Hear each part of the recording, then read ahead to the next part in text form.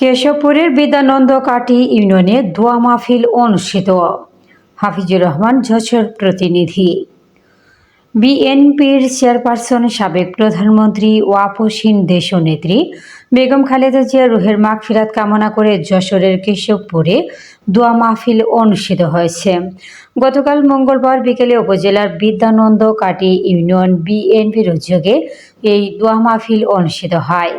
ইউনিয়নের পরচক্রা বাজারে অনুষ্ঠিত দোয়া মাহফিলের প্রধান অতিথি হিসেবে উপস্থিত ছিলেন বিএনপির জাতীয় নির্বাহী কমিটির সদস্য, উপজেলা বিএনপির সভাপতি ও যশোর ৬ আসনে বিএনপি মনোনীত প্রার্থী আলহাজ আবুল হোসেন আজাদ।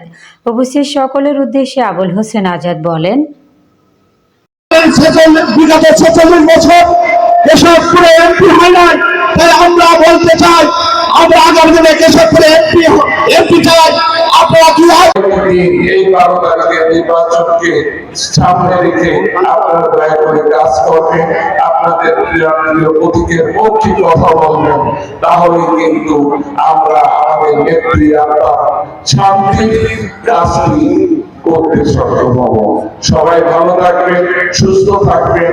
ইনশাআল্লাহ আগামী ২৭ তারিখে এই মাঠে আপনারা আবার বিশাল এই ধানের শীষ প্রতীকের জনসমাবেশ করবেন। ৩১ তারিখ কথা বলা যাবে, এমন অনেক নজির স্থাপন করা সম্ভব হবে শুধু যদি আপনারা নিজেকে একজন প্রার্থী মনে করে আগামী ১২ তারিখের এই চ্যালেঞ্জ গ্রহণ করে আপনাদের সেই প্রিয় প্রতীক ধানের শীষ প্রতীককে বিজয় করতে পারেন। দীর্ঘ ৪৬ বছর আমরা কিন্তু কেশবপুরে বিএনপির কোন প্রতিনিধি তৈরি করতে পারি নাই।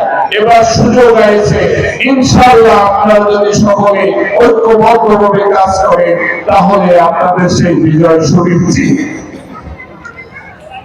আমি বক্তব্য দীর্ঘায়িত করার আমার কোনো সুযোগ নাই, কারণ